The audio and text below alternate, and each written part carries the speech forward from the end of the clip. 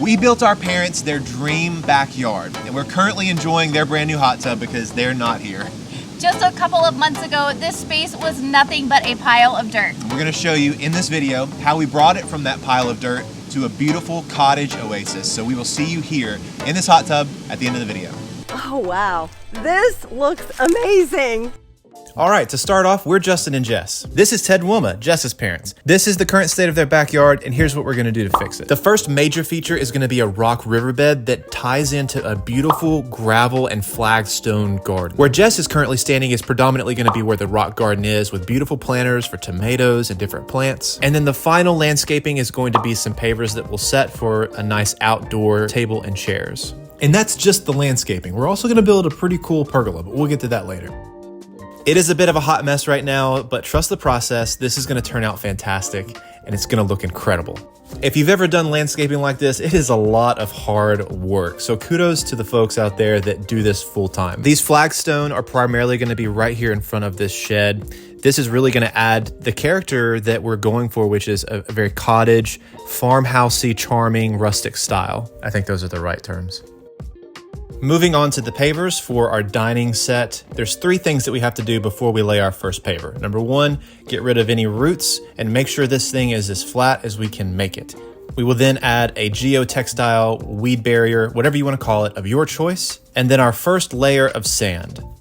This sand will help us to basically get everything nice and level. Our first paver is going to be right here. This is our high spot. There was a root there we had a hard time getting rid of, and so everything is going to be leveled off of that paver. If you've ever done anything like this before, you know it's very tedious work trying to level each one of these pavers to the one that's next to it, and then in front of it and behind it and around it. It's tedious, it's a lot of work. Moving on to the final phase of the landscaping for the rock garden. The cottage garden is gonna be this riverbed, just hundreds of pounds of rock that we moved from the flagstone to the pea gravel and now to the river rock. This project was a lot of fun, but it was also a really good workout. One thing that you might notice that's missing, that's very common in a lot of backyard renovations or makeovers, is some type of water feature or water irrigation system. They opted out for that. They'll add a small water fountain in the end, but they didn't want anything too extensive. And once I completed the back-breaking work of moving all of this rock into position for the faux river, we decided we needed more rock. And so we went back to the rock store and purchased more flagstone and then even larger sized boulders, medium to large size, to kind of displace throughout the faux river. And the only thing left after this is just gonna be the pea gravel. And yeah, I got absolutely shredded doing this work. Yep, that's me. Totally my body. Not fake at all. Now that most of the landscaping is complete, we're gonna move on to the patio area, and we're gonna build a huge pergola and a really cool outdoor cooking area. This space is for Ted, and he wants this pergola to be big, so we're gonna build it about 16 foot by 13 foot and almost 10 feet tall. This is hands down one of my favorite projects I've ever gotten to work on, and being able to do it with my father-in-law makes it that much better.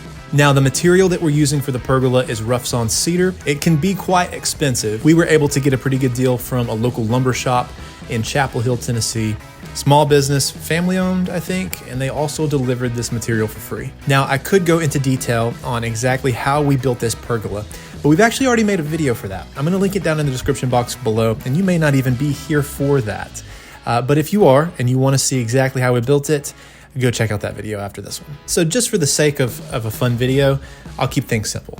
We are gonna make this square. This pergola will be 90 degrees in all corners, but it's freestanding and it's gonna be secured with mounting hardware straight to the patio. So it doesn't have to be absolutely square to the house or to any other structure, but just for the sake of making this thing look as best as it can, we will reference this back wall with the window, and we also are gonna reference the front of the patio where most of our landscaping starts. This is our good friend Adam. He was a great extra set of hands that day because a lot of this wood, especially the ledger boards, which you'll see here in just a second, were very, very heavy. It's also just nice to have someone stand there and hold the post plumb while someone else is able to connect the hardware below you.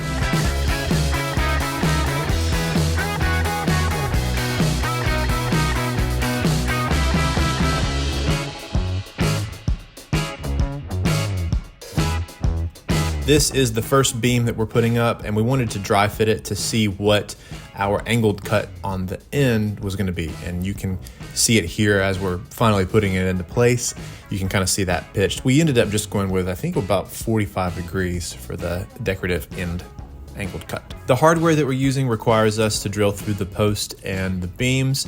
We'll be using 2 very large bolts, a few washers, and a few nuts to attach these posts to the beams.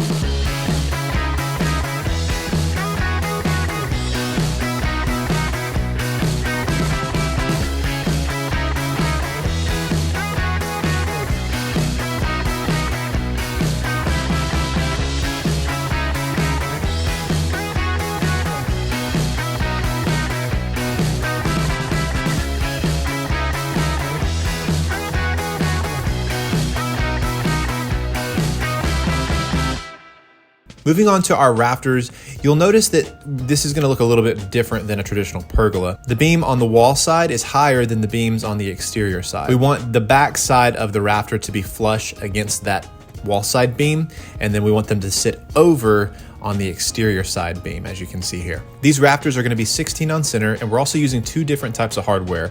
On the wall side, it's gonna be a U-shaped hardware, and then on the exterior side, it's kind of like this L bracket that sits underneath. To help with the lateral movement of the pergola, it's a good idea to add some of these corner braces, and we're gonna be using the same 4x4 material that we use for the post. We'll get these connected using some very long lag screws, and then also a little bit of leftover hardware we use for the connection point of the post and the beams.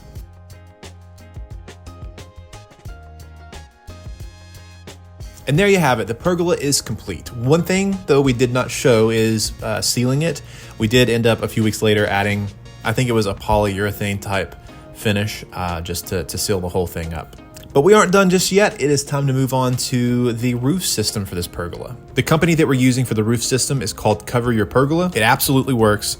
We've tested it, it's rained a lot. It absolutely waterproofs this patio. I'll go into more detail about this company and what we used here in just a little bit, but to start off, Ted went ahead and made some of these quote unquote roof shims just so that the roof system would be pitched. Again, we do have a separate video going into detail exactly how we installed this roof system. If you're interested in that, we'll link it in the description box below. What we originally thought was going to work best was putting the shims down first based on the width of each of these sheets. But we learned in a case like this, it's very easy for your measurements to get off, and they actually need to be centered up on these shims almost perfectly in order for them to fit.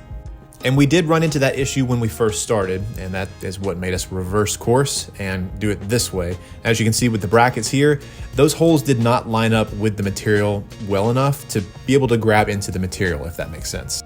And the great thing about something like this is that, of course, it's not always gonna fit perfectly to the pergola, and so you can make fine-tune adjustments if you need to rip it down or cut it. You can do that, as you see here. And they also provide you with these aluminum sleeves or edge banding of sorts to cover up those cuts. A little bit more about Cover Your Pergola. They have 2 systems. We're using their Hercules system. It's UV resistant, it's leak proof. They guarantee it will not leak. It lowers the temperature up to 15 degrees. It's hail resistant, high wind resistant, and it does handle a snow load of 40 pounds per square foot. Putting up this last sheet was a bit of a hard point for us, and it's because we did not consider the width between the gutter and the top of the pergola. Of course, at the time, we didn't really know the details of how to install something like this, but as you can see here, it was a little difficult to get up in there to get this thing attached. But we would prevail, and I don't think it means that we should have lowered the pergola. I would have done the same thing if I had to do it all over again.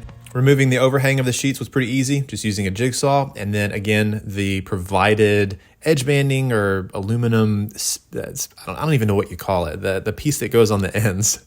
We'll put that on and we'll be done. Now that we've finished the pergola and there's a beautiful roof over it, should we stop there? The conclusion that Ted and I came to was no, we shouldn't. Let's build something else. The final piece to this outdoor backyard makeover is gonna be a kitchen bar for Ted. Ted's got a pretty sweet setup back here with his griddle and his smoker, and he makes the best pork butt I have ever had. Anyways, to get this project off the ground and running, we've got a template to follow, some plans that Ted found online. and there's a cut list, so I'm gonna set up my cut sheet and just go to town. Once all of our pieces are cut, the assembly for this is pretty straightforward. It's just a matter of building the frame, which is really gonna be the front section. And if you're patient with me, you'll kind of see it all come together here. But using plenty of these black wood screws and wood glue, we'll put it all together.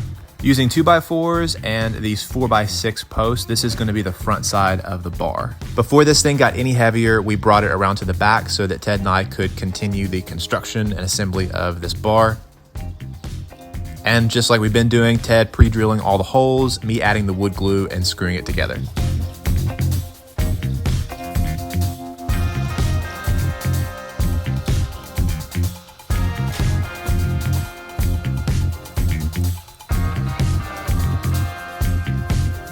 And now that the bar is completely constructed, it's time to move on to adding the top, and we're going to use tile. The base layer for the bar top is going to be just a 1/4 inch plywood.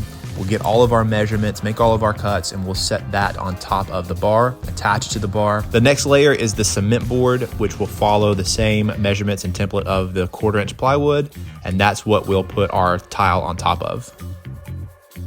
Now we're ready to start mixing our thin set and start laying down this tile. Mixing the thin set, we want to get to a peanut butter consistency, and we kind of joke, do we want it to be organic peanut butter or more of a Walmart peanut butter?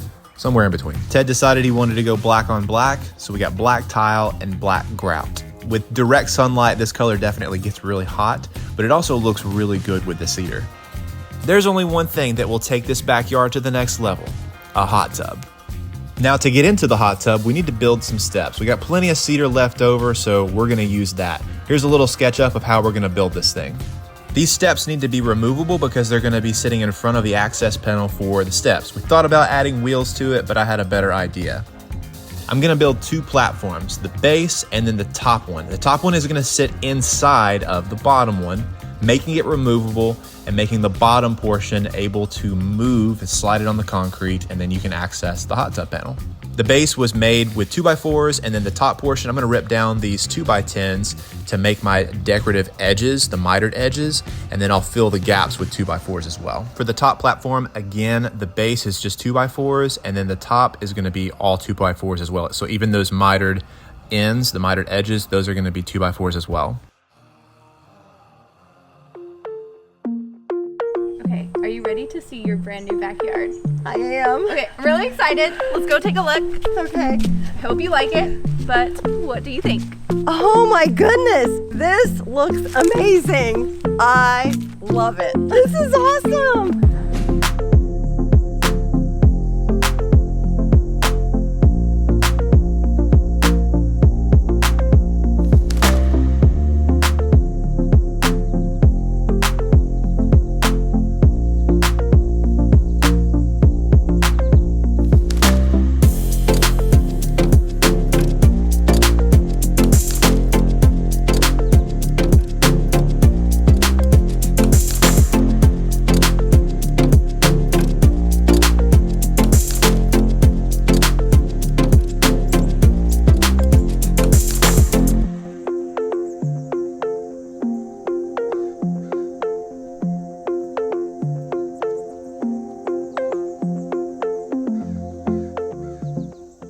So you really like what we did with the backyard? I love what the backyard has turned into. What's your favorite part? Oh my gosh, I love the rock garden. I love the outdoor kitchen under the pergola. Everything about it. It's why we bought this house. My favorite part was Jessica and Justin helping us do all this. Oh yeah. Without Justin and Jess, our backyard would not be the oasis that it is today. So I really want to thank Justin for all the hard work he put in, Jessica for all the design help, and just how all this came together. I do love it. Thanks for watching. Subscribe. Like and comment on this video. Bye. Bye. We love you.